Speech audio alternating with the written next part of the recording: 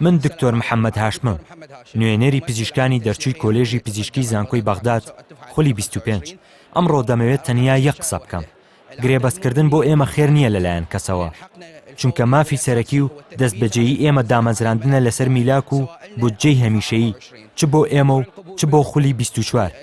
سەبارەت بەو گرێبەستانی کە موچەکەی 600,000 دینارە، پێویستە و پارەیە بدرێت بە هاوکارەکانمان کە 4 مانگە شایستە دارایەکانیان وەرنەگرتووە. ئێمە وەک خولی 24 و 25 یەگورتوین و هەر هەوڵێک بۆ لێک دابڕانمان ڕەتەکەینەوە. ئەم کێشەیە لە هەموو پارێزگاکانی عێراق هەیە. ماوەی 11 ڕۆژە مانگرتن لە هەموو پارێزگاکان بەردەوامە و وەزارەتی تەندروستیش هیچ چارەسەرێکی ڕوونی نەخستوەتە ڕوو. من دکتۆر کەڕارم، نوێنەری پزیشکەکانی خولی 25. ئەمڕۆ وەستاوین بۆ ئەوەی هەڵوێستی خۆمان بەرامبەر ئەو بڕیارانەی وەزارەت دەرببڕین. هەڕەشەی وەزارەت بۆ هەڵوەشاندنەوەی گرێبەستی پزیشکانی خولی 24 و دامەزراندنی ئێمە لە شوێنی ئەوە کارێکی ڕەتکراوەیە، چونکە دەزانین ئەم سیناریۆیە دواتر بۆ ئێمە و خولی 26 دووبارە ئابێتەوە. هەر کاتێک داوای مافی دامەزراندن یان موچە بکەین، ئەم هەڕەشانە دەست پێیەکەن.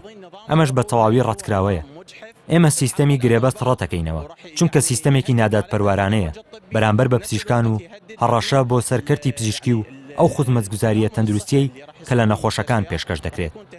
سەبارەت بە ژمارەکانی خولی پێشوو 24 نزیکەی 5,000 پزیشکن، خولی ئێمەش 25 نزیکەی 7,000 پزیشکن.